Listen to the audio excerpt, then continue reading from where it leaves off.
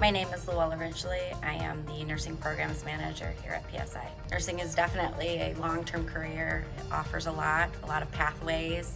I have experience in medical surgical units, step down, and ICU.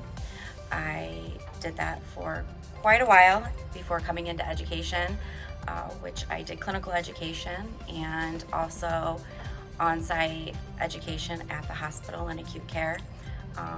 And have progressed into academia full-time. My role at PSI is really to streamline the day-to-day operations in the nursing programs. I also make sure that all of our nursing programs are compliant with our accrediting bodies. Our curriculum is up to date. We do want to make sure that our students have the best pathway to success. So preparation for the licensure exam is super important, and we try to prepare our students to start that journey when they hit the books, Q1, because that is not something that can be done very last minute. We try to embed products such as ATI and things that are very aligned with the NCLEX test plan.